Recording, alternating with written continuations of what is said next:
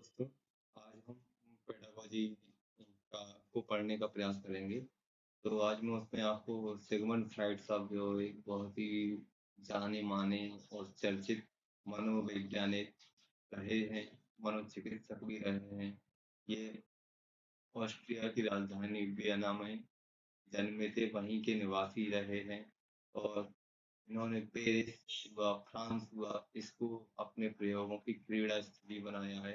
इन्होंने कई मानसिक रूप से विकृत लोगों के साथ मेंटल हॉस्पिटल में भी रहे। वहाँ पर उनकी व्यवहारों का अवलोकन किया, अध्ययन किया और व्यवहारों का अध्ययन करने के पश्चात इन्होंने मनोविज्ञान के क्षेत्र में कई अपने सिद्धांत दिए, मॉडल दिए जिनके लिए इनको स्मरण किया जाता है। तो आज हम इन्हीं के मॉडल और इनके सिद्धांतों का अध्ययन करेंगे। दोस्तों, एग्ज़ाम की दृष्टि से ये टॉपिक बहुत ही इम्पोर्टेंट है, इसलिए बड़े ध्यान से समझिएगा क्योंकि इससे चाहे सीटेट हो, चाहे स्टेट का कोई सा भी टेट का एग्ज़ाम हो, उसमें यहाँ से क्वेश्चन बनता ही है, तो बहुत ही इम्पोर्टेंट टॉपिक है और आज इसके अंतर्गत हम सिगमंड फ्रायड को एक ही लेक्चर में कवर करेंगे। बहुत ही आसान भाषा में जो कि आप लोगों को बहुत जटिल लगता होगा, लेकिन मैं इसको बहुत ही आपको आसान बना दूँगा और आपको कंठस्थ हो जाएगा, इस बात का भरोसा रखिएगा आप लोग। तो चलिए देखते हैं आखिर सिगमंड फ्रायड के बारे में। 1 मिनट।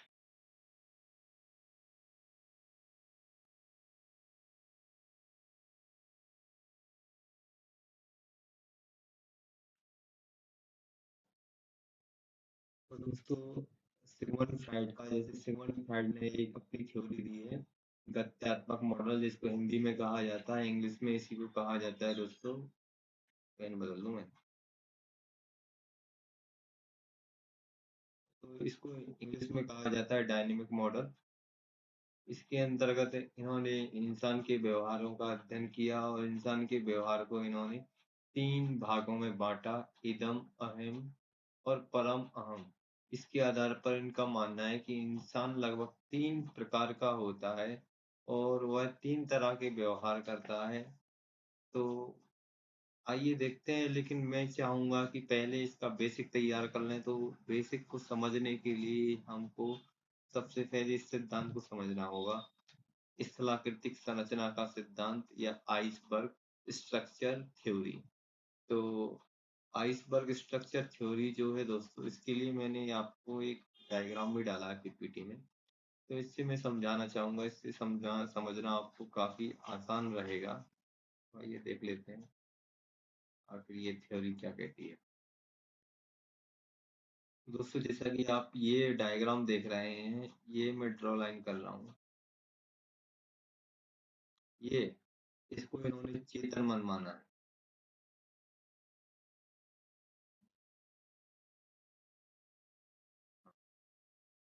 इसको उन्होंने चेतन मन माना है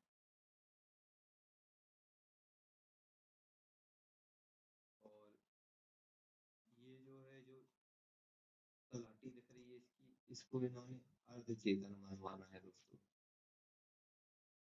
अर्ध चेतन मन। और ये जो नीचे वाला हिस्सा दिख रहा है, इसको इन्होंने अचेतन मन माना है दोस्तों। अचेतन मन। चेतन मन जो होता है दोस्तों, मानव मस्तिष्क का 10% भाग होता है। सिगमंड फ्राइड साहब के अनुसार जो चेतन मन होता है मानव मस्तिष्क का 10% भाग होता है, वहीं अर्धचेतन मन जो होता है वो 20% हिस्सा होता है। अचेतन मन की बात करें हम, ये 70% हिस्सा होता है दोस्तों। मतलब जो अचेतन मन होता है वो सबसे ज्यादा होता है, सबसे बड़ा कौन माना जाता है, अचेतन मन। तो पहले हम समझ लेते हैं कि इसी को इन्होंने हिमखंड का सिद्धांत भी बोलते हैं हिमखंड, क्योंकि आप देख रहे हो ये जो संरचना दिख रही है पानी में डूबे हुए ग्लेशियर ग्लेशियर या बर्फ के पहाड़ या हिमखंड के समान दिख रही है, इसलिए इसको हिमखंड थ्योरी भी कहा जाता है। एग्जाम में कभी कभी इसे पूछ भी लिया जाता है। तो ये जो ऊपर इस पानी के ऊपर जो उठा हुआ हिस्सा है इनको इसको इन्होंने चेतन मन माना है। इसके माध्यम से ये समझाने का प्रयास करते हैं कि जो चेतन मन होता है, चेतन मन दोस्तों हमारा जो अचेतन मन होता है और अर्धचेतन मन है। इस पे हम कभी गौर नहीं करते, इस पे हम कभी विचार नहीं करते, ना इस पे हम इसके बारे में ना हम सोचते समझते, हम केवल चेतन मन के बारे में जागरूक होते हैं। हम अपने चेतन मन के बारे में जागरूक होते हैं अर्थात हमें हमको क्या हमको पता होता है कि हम क्या जानते हैं, क्या नहीं जानते हैं। इसी सब का अध्ययन चेतन मन के अंतर्गत किया जाता है। अर्थात चेतन मन जो होता है दोस्तों हमारा जागरूक मन होता है। कौन-सा मन होता है? जागरूक मन होता है। जागरूक मन। अर्थात हम होशो-हवास में जो भी निर्णय लेते हैं, वो चेतन मन के माध्यम से लेते हैं। अर्थात हमें क्या करना चाहिए, हमें क्या नहीं करना चाहिए। अगर हम किसी मुद्दे पर भी विचार-विमर्श करते हैं, तो हम कहते हैं इसके ये सकारात्मक पहलू हैं, ये नकारात्मक पहलू हैं।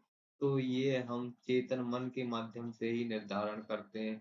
हम कभी किसी सरकार का विश्लेषण करते हैं अथवा मूल्यांकन करते हैं, तो हम कहते हैं सरकार ने ये काम अच्छे किए हैं, सरकार ने ये काम बुरे किए हैं। तो ये सब भी हम चेतन मन के माध्यम से करते हैं। अर्थात हम किसी भी चीज़ का मूल्यांकन करें, विश्लेषण करें या सही गलत का निर्धारण करें, ये सब हम चेतन मन के माध्यम से करते हैं क्योंकि ये इन सब का निर्धारण करने के लिए हमें होशो-हवास में होना ज़रूरी है। हम सुप्त अवस्था में इनका निर्धारण नहीं कर सकते, तो हम किसी भी चीज़ के बारे में कोई भी निर्णय लेते हैं या कोई भी काम करने से पहले हम जो भी निर्णय लेते हैं कि हमें ये काम करना चाहिए अथवा क्यों नहीं करना चाहिए। अगर हमको करना चाहिए तो इससे क्या फ़ायदा होगा?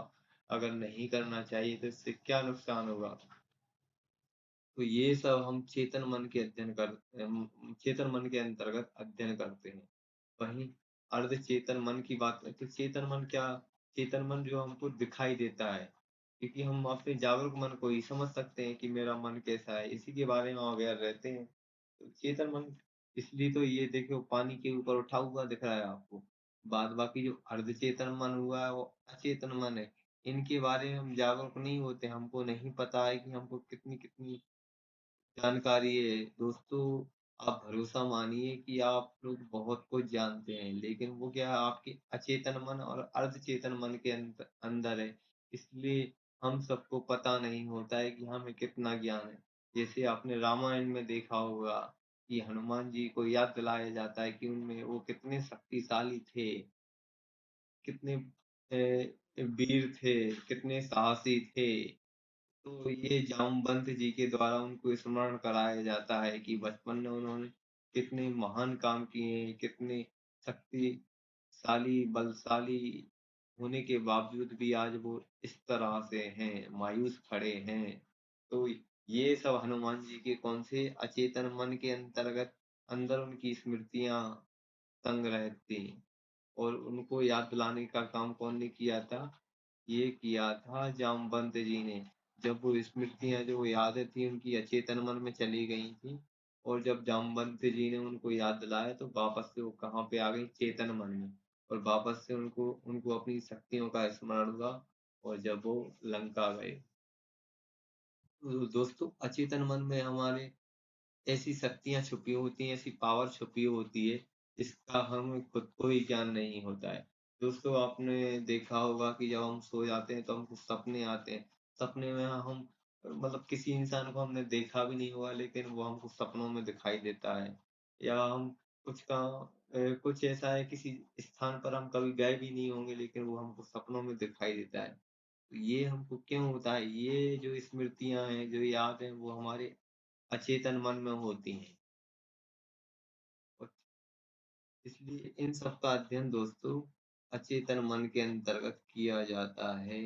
सपनों में दोस्तों हमको क्या दिखाई देता है? किसी से धोखा मिला हो, कोई हमारा सपना अधूरा रह गया हो या हम या किसी ने हमको धोखा दिया हो या हमारे साथ कोई ऐसी घटना घटी हुई हो जिससे हमारा भारी नुकसान हुआ हो। तो ये सब हमारी कहाँ अचेतन मन में स्टोर हो जाती हैं ये यादें और ये सोते टाइम सपनों में हमको याद आती हैं। ये इनका अध्ययन हम अचेतन मन के अंतर्गत करते हैं। अब आप सोच रहे होंगे कि अचेतन मन बता दिया आपने, चेतन मन बता दिया, लेकिन अर्धचेतन मन क्या होता है? अर्धचेतन मन को दोस्तों स्लिप ऑफ टंग कहा जाता है। स्लिप ऑफ टंग से मैं आपको समझाऊं तो इसका तात्पर्य ये है कि दोस्तों जब आप स्कूल टाइम में थे तो आप घर से तो याद करके जाते थे कोई सा भी चैप्टर, लेकिन आपसे आपके सर आपसे पूछते थे, क्वेश्चन पूछते थे तो आपको उसको उसका तुरंत जवाब नहीं आता था, लेकिन बाद में आपको स्मरण आ जाती थी वो सारी बातें, वो सारे आंसर, क्योंकि वो आपके अर्धचेतन मन में चली गई थी। वो सारा जो आंसर आपने याद किया था वो कहाँ पहुंच गया था? आपके अर्धचेतन मन में। दोस्तों अर्धचेतन मन में हमारी ऐसी यादें शामिल होती हैं कि जो जो धुंधली पड़ जाती हैं और अगर हम दिमाग पर थोड़ा सा जोर देते हैं तो हमको तुरंत याद आ जाती हैं। ऐसी यादों का अध्ययन हम अर्धचेतन मन के अंतर्गत करते हैं। तो अर्धचेतन मन में कौन सी बातें होती हैं जो धुंधली पड़ जाती हैं? मतलब हमको कभी कभी आपने देखा होगा कि हम जैसे अपने दोस्तों से भी बात करते हैं और कोई जैसे पुरानी घटना को याद करते हैं, हम बताते हैं तो कभी कभी हमारी जुबान पे रखी होती है बात लेकिन हमको याद नहीं आती है, लेकिन थोड़ा सा हम दिमाग पे जोर देते हैं तो हमको तुरंत ही वो याद आ जाती है। तो ये जो ऐसी यादें हैं वो अर्धचेतन मन में चली जाती हैं और अगर हम दिमाग पर थोड़ा-सा भी जोर देते हैं तो हमारी बत्ती जल जाती है और वो यादें वापस से ताज़ा होके हमारे चेतन मन में आ जाते हैं। दोस्तों मैं चेतन मन को इसको और विस्तार से समझाऊँगा आपको, तो देखते हैं। ये तो शायद मेरे हिसाब से यूट्यूब जगत में किसी ने नहीं पढ़ाया होगा दोस्तों, जो मैं आज आपको पढ़ाने वाला हूँ। क्योंकि ये मैंने खुद ही देखे हैं लेक्चर वगैरह यूट्यूब पे, तो मेरे को नहीं लगा है कि किसी ने बताया है इसके बारे में, जो आज मैं आपको बताने वाला हूँ। देखिए, आज हम पढ़ते हैं चेतन मन। एक मिनट में पेन सेलेक्ट कर लूँ दोस्तों। ये अच्छा सा कलर लेता हूँ। ये वाला अच्छा है। तो देखते हैं दोस्तों, चेतन मन। ये होता है दोस्तों चेतन मन का मन, चेतन मन, और के नीचे होता है हमारा दोस्तों चेतन मन और अर्धचेतन मन को हम अवचेतन मन के नाम से भी जानते हैं। इधर मैं लिख देता हूँ आपको, या इधर लिख देता हूँ, अर्धचेतन और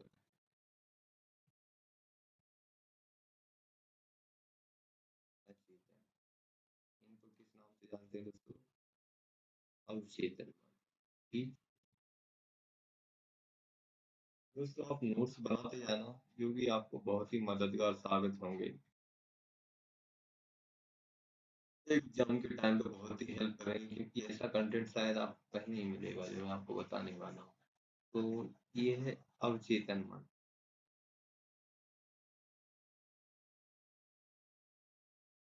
अवचेतन मन, दोस्तों आप नाम से समझे, ये है चेतन मन और ये अवचेतन। अब मतलब क्या होता है, एक तरह से सबऑर्डिनेट। जैसे एक होता है हमारा नाम, एक होता है उपनाम, समझ रहे हैं आप? एक होता है राष्ट्रपति, एक होता है उपराष्ट्रपति। ऐसे ही होता है एक चेतन मन, एक अवचेतन मन। और चेतन मन मुख्य रूप भूमिका निभाता है और अवचेतन मन उसका असिस्टेंट होता है एक तरह से। मतलब चेतन मन जो भी आदेश देता है, अवचेतन मन उसका रिस्पॉन्स देता है। चेतन मन जो भी क्रिया करता है, अवचेतन मन उसकी प्रतिक्रिया देता है। समझ रहे हैं आप? तो चेतन मन के अनुसार ही अवचेतन मन प्रतिक्रिया देता है। तो चेतन मन क्या हो गया दोस्तों? चेतन मन है जो क्रिया, समझ रहे हैं? और ये अवचेतन मन है जो आपका प्रतिक्रिया। क्या हो गया? अवचेतन मन है प्रतिक्रिया। चेतन मन में जो भी क्रिया होती है उसके रिस्पॉन्स में प्रतिक्रिया कौन देता है? अवचेतन मन। आपने देखा होगा दोस्तों, अब यहाँ पे अवचेतन मन इसलिए ज़रूरी हो जाता है कि आप दुखी होते हो, आप खुश होते हो, आप कभी-कभी बहुत उत्साह में रहते हो, कभी-कभी बहुत डरे हुए रहते हो, कभी-कभी बहुत भय से ग्रस्त होते हो। तो ये सब हमारे अवचेतन मन के माध्यम से होता है दोस्तों। चेतन मन में जैसी भी सूचना जाती है, अर्थात चेतन मन में क्या होता है, चेतन मन में जैसे भी विचार आते हैं हमारे, विचार किसमें आते हैं दोस्तों हमारे? चेतन मन, विचार। ठीक ठीक लिख देता हूँ। विचार किसमें आते हैं हमारे? विचार।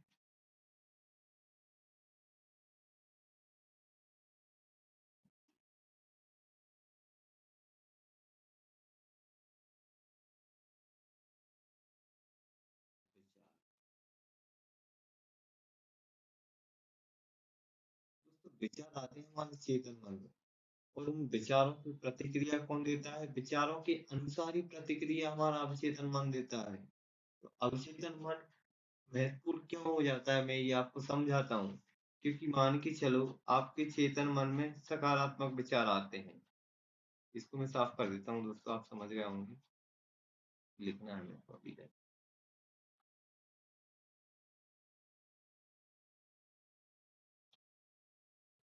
अगर हमारे चेतन मन में दोस्तों कैसे सकारात्मक एक अगर हमारे चेतन मन में कैसे विचार आते हैं? सकारात्मक विचार आते हैं। समझ रहे हो? मतलब चेतन मन में अगर हमारे सकारात्मक विचार आते हैं, तो अवचेतन मन हमारा सकारात्मक प्रतिक्रिया देगा। मतलब उत्साह से भरा होगा सकारात्मक व्यक्ति, जोश से भरा होगा सकारात्मक व्यक्ति, हैं?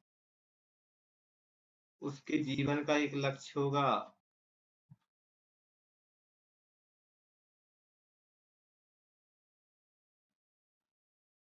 वह हमेशा जीत के बारे में सोचेगा। इसके बारे में सोचेगा, जीत के बारे में सोचेगा। और वहीं नकारात्मक विचारों वाला व्यक्ति, जैसे अगर एक व्यक्ति जिसके चेतन मन में नकारात्मक विचार आते हैं, समझ रहे हो? तो उसका अवचेतन मन कैसी प्रतिक्रिया देगा उसको?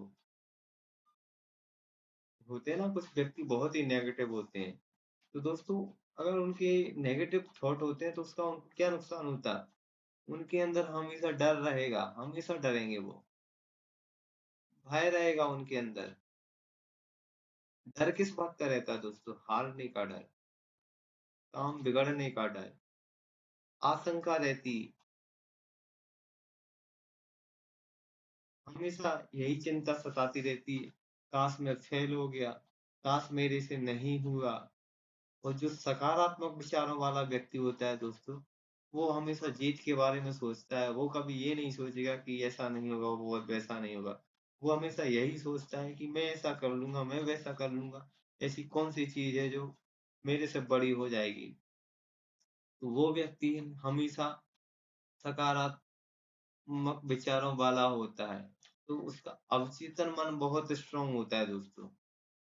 तो अवचेतन मन ही उसको सकारात्मक प्रतिक्रिया देगा, या अवचेतन मन उसको सकारात्मक प्रतिक्रिया देगा, तो और सकारात्मक होता जाएगा और जीवन में आगे बढ़ता चलाया जाएगा। जबकि जो नकारात्मक विचारों वाला व्यक्ति है, इसका अवचेतन मन ही नकारात्मक रिस्पॉन्स दे रहा है इसको, तो ये जीवन में नकारात्मक ही होता जाएगा। और एक टाइम पे तो दोस्तों ऐसी आ जाती है, आपने देखा होगा कई लोग सुसाइड कर लेते हैं। ये सुसाइड क्यों कर लेते हैं? ये बहुत नेगेटिव विचार आ जाते हैं इनके माइंड में। जब नेगेटिव विचार आ जाते हैं दोस्तों, क्या होता है कि नेगेटिव विचार आने से क्या होता है इनको? इन इनके अंदर डर आ जाता है, भय आ जाता है, आशंका आ जाती है। इसलिए ये लोग सुसाइड करने का डिसीजन ले लेते हैं। आपने सुना होगा कि कोटा में कितने सारे लोग आत्महत्याएँ कर रहे हैं। क्यों कर रहे हैं? क्योंकि उनके विचार थॉट ही नकारात्मक होते हैं। इसलिए उनका अवचेतन मन भी उनको नेगेटिव रिस्पॉन्स देता है? उसी डर के कारण, उसी भय के कारण वो सुसाइड कर लेते हैं। तो दोस्तों आपको अब अच्छे से समझ में आ गया होगा कि चेतन मन क्या है और अवचेतन मन क्या है। चेतन मन को आप जैसा इनपुट देंगे, अवचेतन मन आपको वैसा ही आउटपुट देगा। समझ रहे हैं आप? चेतन मन को अगर आप पॉजिटिव आउट इनपुट दोगे, तो अवचेतन मन भी आपको पॉजिटिव आउटपुट देगा। और चेतन मन को अगर आप नेगेटिव इनपुट देते हैं, तो ये आउटपुट भी आपको नेगेटिव देगा और इतना नेगेटिव देगा कि आप सुसाइड करने पे तक मजबूर हो जाएँगे। तो मैं समझता हूँ आपको समझ में आ गया होगा दोस्तों। अब थोड़ा आगे का देख लेते हैं हम लोग। ये तो मैंने आपको समझा दिया है। ये एक सिद्धांत मैंने आपका कवर कर दिया है दोस्तों। ये जो है ना, फ्राइड का स्थलाकृतिक संरचना का सिद्धांत, ये कुछ नहीं, यही डायग्राम है पूरा। स्थलाकृतिक संरचना, ये जो हिमखंड के बारे में बताया है कि चेतन मन 10% है, अर्धचेतन मन 20%, अचेतन मन 70% है, यही पूरा है ना? आप क्वेश्चन लगा के देखना, आपसे क्वेश्चन बनेंगे दोस्तों। उसके बाद सिगमंड फ्राइड का गत्यात्मक मॉडल, अभी दूसरा मॉडल। अब आपको समझ में आ जाएगा कि आपका बेस तैयार हो चुका है। तो दोस्तों सिगमंड फ्राइड ने मानव व्यवहार को 3 भागों में वर्गीकृत किया है। पहला है कौन-सा? इदम, जिसको इड कहा है। दूसरा अहम, जिसको ईगो कहा है। तीसरा है परम अहम, जिसको सुपर ईगो कहा है। तो इड जो होता है दोस्तों, इड का संबंध होता है अचेतन मन से। अचेतन मन से। और अहम का संबंध होता है दोस्तों चेतन मन से। चेतन मन से। अब अचेतन मन में क्या होता है दोस्तों? हमेशा अचेतन मन में क्या नेगेटिव थॉट से भरा हुआ रहता है। कि आजकल आप जो देखते हो न्यूज़पेपर में, आप देख सकते हो कि बच्चियों का रेप कर दिया, किसी की हत्या कर दी, किसी के साथ बलात्कार हो गया, किसी के घर चोरी हो गई। आप कई अधिकारियों और कर्मचारियों को भी देखते हो। पर एमपी का हाल तो ऐसा है दोस्तों कि पटवारी 4-4 5-5 हज़ार की रिश्वत लेते हुए पकड़ाए जा रहे हैं। तो ये लोग किस कैटेगरी में आते हैं? ये लोग एकदम इड वाली कैटेगरी में आते हैं। क्योंकि इनके अचेतन मन में क्या है? आपराधिक प्रवृत्ति के विचार भरे पड़े हैं। अचेतन मन में हमेशा ऐसे ही थॉट रहते हैं दोस्तों।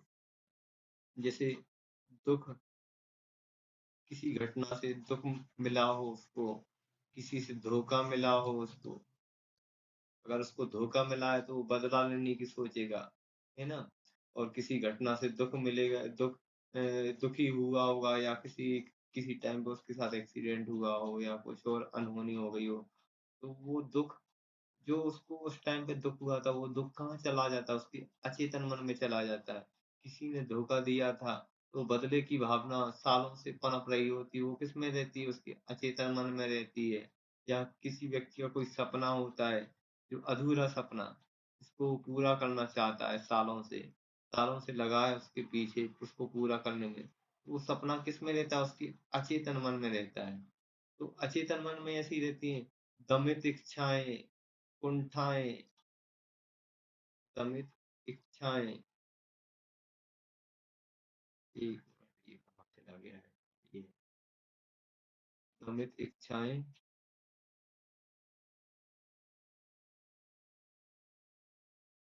और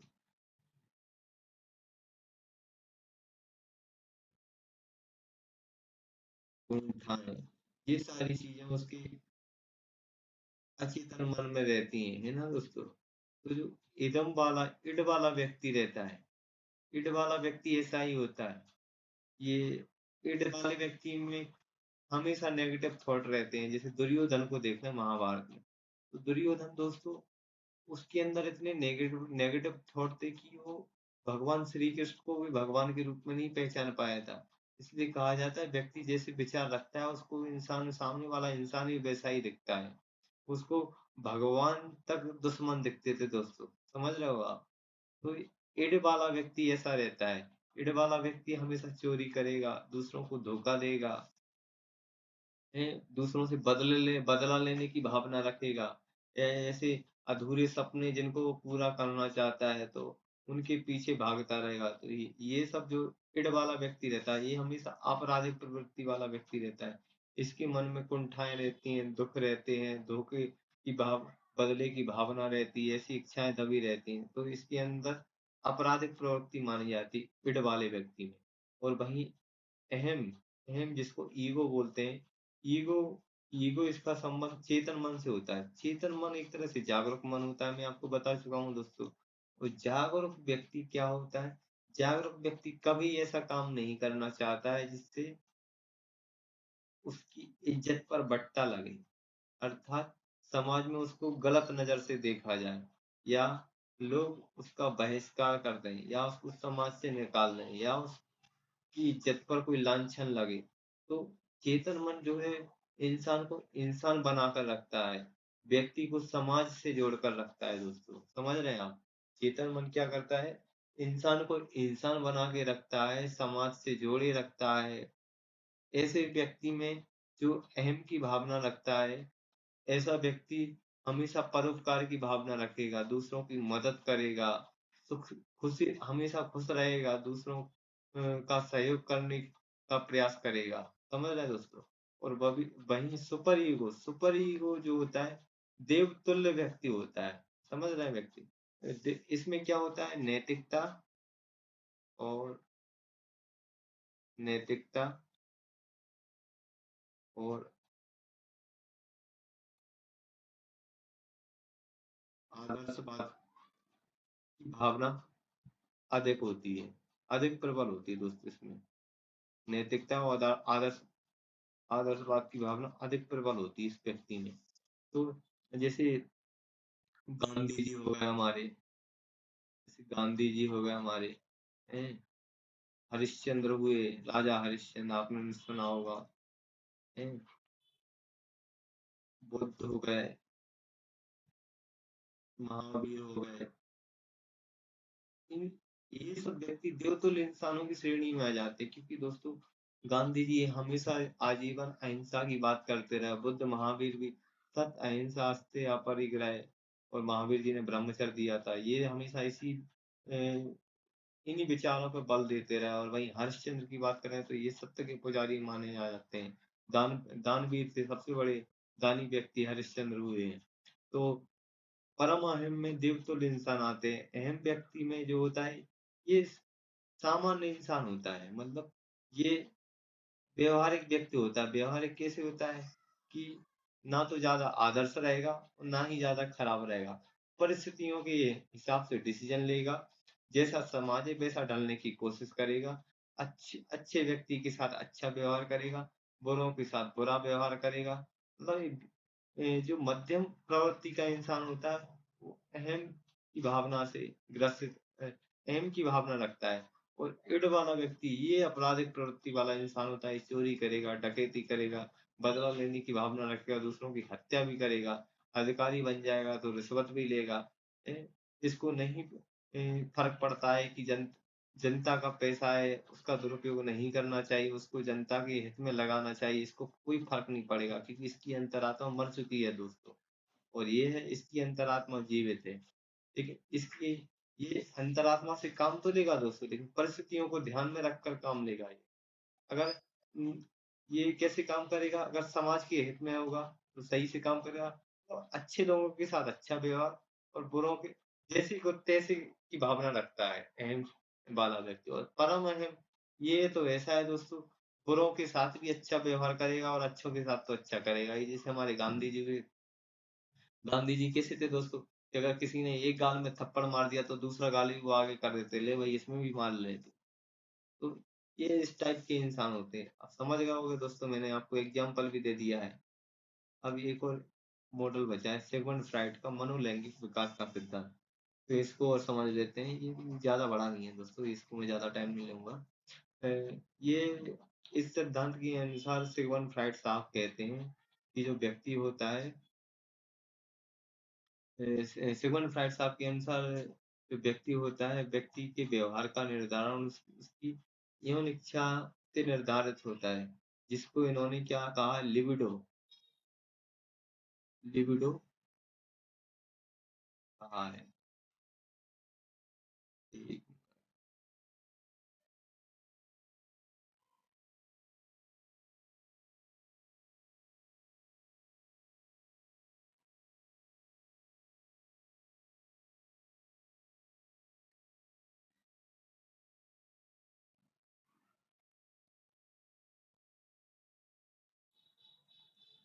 इन्होंने क्या कहा है? लिबिडो। लिबिडो। लिबिडो का मतलब होता है यौन इच्छा। इनके अनुसार क्या, इनके अनुसार ये सिद्धांत में कहा गया है कि प्रत्येक व्यक्ति जो है, धरती का प्रत्येक मानव है जो जीवन भर यौन इच्छा की संतुष्टि के लिए काम करता है, जिसको इन्होंने अपनी भाषा में लिबिडो कहा है।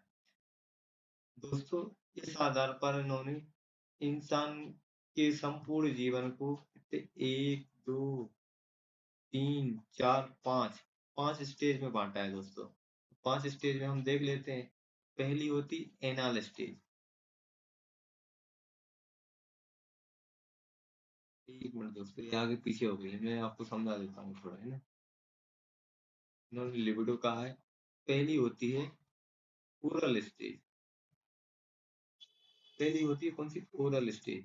तो ये मुखी अवस्था बोलते हैं इसको हिंदी में दोस्तों। तो जो बच्चा होता है, इनके अनुसार सिगमंड फ्राइड साहब कहते हैं कि जो बच्चा है, बच्चे में सेक्स सेक्सुअल डिजायर सबसे ज्यादा होती है, अर्थात यौन की इच्छा सबसे ज्यादा होती है। लेकिन वो कहाँ से करता है? अपने मुख से करता है।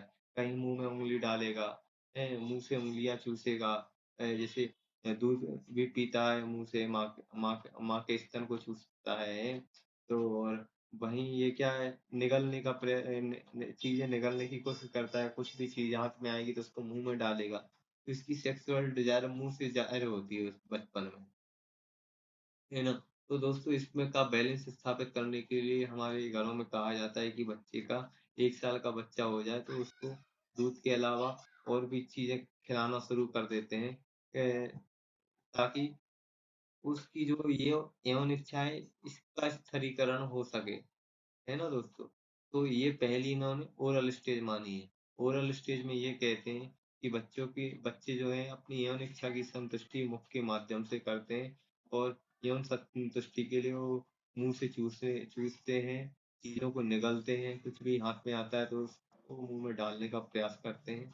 तो ये पहली स्टेज होती है ओरल स्टेज। दूसरी स्टेज होती है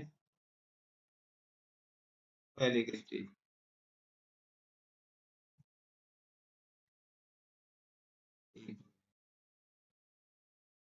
दूसरी होती है एनाल स्टेज दोस्तों। Anal stage. एनाल स्टेज में क्या होता है दोस्तों? ये अवस्था मानी जाती है 1.5 साल के बच्चे के साथ में। तो जन्म से कितना, 1.5 साल का जो बालक होता है, वो ओरल स्टेज में रहता है। और एनाल स्टेज में जो होता है 1.5 से 3 साल का बच्चा होता है दोस्तों। तो 1.5 से 3 साल का बच्चा ये अपनी यौन संतुष्टि अपने एनाल से करता है, मतलब गुदी अंगों से करता है। उनको स्पर्श करने की कोशिश करेगा, है ना। और जो पोटी होती है या सुसु वाले एरिया को टच करने की कोशिश करेगा। तो ये यौन इच्छा की संतुष्टि अपने एनाल अंगों को स्पर्श करके करता है। तो ये इनकी दूसरी स्टेज हो जाती है। तीसरी स्टेज की बात करें, तीसरी स्टेज हो जाती है दोस्तों ओरल स्टेज। तीसरी स्टेज होती है फॉलिक स्टेज। फॉलिक स्टेज ये मानी जाती है 3 से 6 साल तक की। 3 से 6 साल में इन्होंने इसको दो अवस्था में माना है। ये है एक ऑडिपस और इलेक्ट्रा कॉम्प्लेक्स। समझ रहे हैं? ऑडिपस, ये ऑडिपस, और एक है इलेक्ट्रा कॉम्प्लेक्स। एक मिनट में साफ करूँ। हाँ,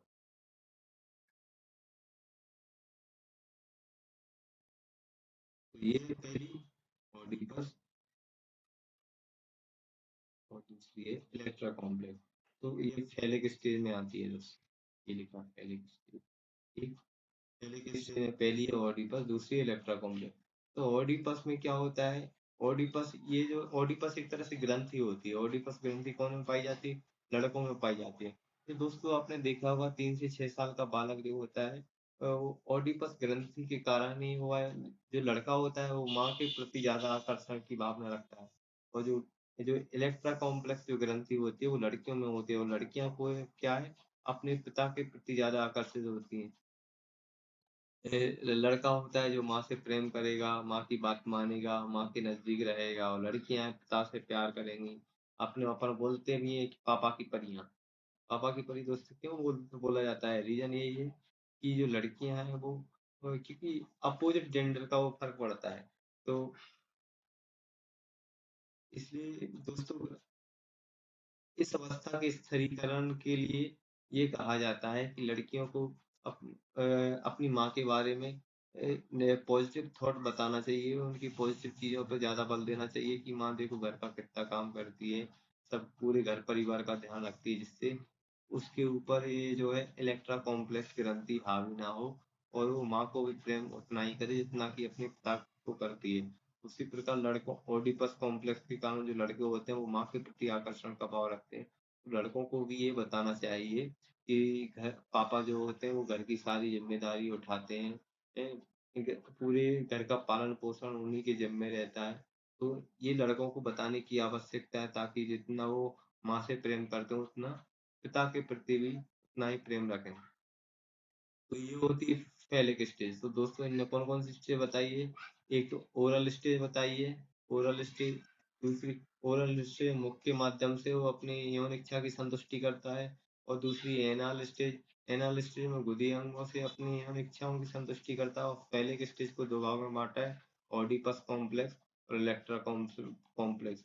ओडिपस कॉम्प्लेक्स ग्रंथि जो है लड़कों में पाई जाती है, इलेक्ट्रा कॉम्प्लेक्स लड़कियों में पाई जाती है। एक होती है लेटेंट स्टेज दोस्तों। ये होती 6 से 12 साल के बच्चों में।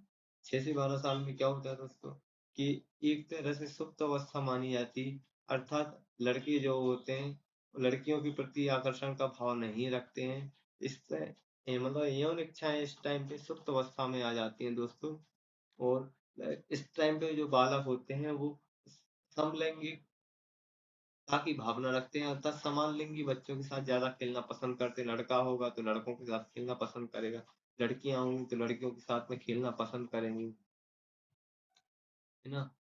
तो ये होती है 6 से 12 की एज होती है, इसको लेटेंट स्टेज माना जाता है और जेनाइटल स्टेज ये होती है 12 से 18 साल। इसमें क्या है बच्चा जो होता है वो 13 से 18 मंथ जन्नांगों के माध्यम से यौन संतुष्टि करना चाहता है और इस टाइम पे बालकों में संतानोत्पत्ति की क्षमता भी विकसित हो जाती है। तो दोस्तों ये हमारे खत्म हुए। मैं एक बार रिवीजन करा देता हूँ। ओरल स्टेज में मुख्य भागों से यौन इच्छा की संतुष्टि करता है। एनाल स्टेज में गुदी अंगों से अपनी यौन इच्छाओं की संतुष्टि करेगा। फॉलिक स्टेज में ओडिपस जो होती है वो लड़कों में पाई जाती है, इलेक्ट्रा कॉम्प्लेक्स लड़कियों में पाई जाती है। लेटेंट स्टेज जो है सुप्त अवस्था मानी जाती है 6 से 12 एज। इसमें बालक जो है समान लैंगिक बच्चों के प्रति ज़्यादा आकर्षित होता है अर्थात लड़का लड़कों के साथ खेलना पसंद करेगा और लड़कियां लड़कियों के साथ खेलना पसंद करती हैं। जेनाइटल स्टेज में क्या होता है लड़का जो होता है यौन संतुष्टि के लिए मतलब जो लैंगिक अंगों के माध्यम से यौन इच्छाओं की संतुष्टि प्राप्त करता है क्योंकि इसमें संतानोत्पत्ति की क्षमता विकसित हो जाती है। तो दोस्तों आशा करता हूँ आपको समझ में आ चुका होगा। अगला और कोई हम विचारक देखेंगे। कल अगली क्लास के लिए तैयार रहना दोस्तों। आज के लिए इतना ही रखते हैं हम। धन्यवाद।